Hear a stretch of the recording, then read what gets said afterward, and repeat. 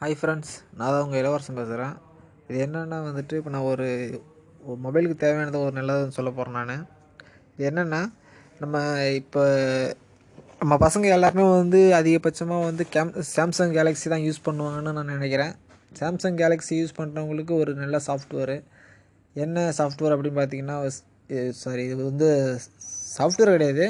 மொபைலில் வந்து செட்டிங் வந்து மாற்றணும். மாற்றிட்டோம்னா நம்ம சாம்சங் கேலக்ஸி வந்து ஐஃபோனில் எந்த அளவுக்கு மொபைல் ஸ்பீடாக இருக்கோ அதே ஸ்பீடை வந்து நம்ம சாம்சங் கேலக்ஸி சைட்லேயும் வந்து வச்சுக்கலாம்.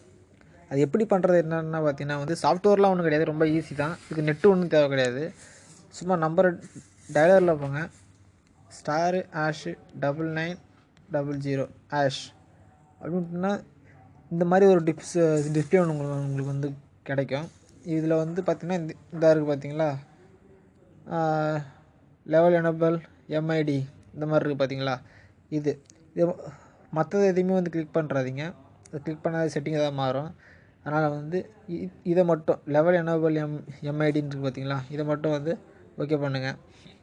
நம்ம சாம்சங் கேலக்ஸியில் வந்து எல்லாத்துலேயும் பார்த்திங்கன்னா வந்து இந்த லோன் இருக்குது பார்த்தீங்களா, இந்த லோ தான் வந்து ஓப்பனில் இருக்கும்.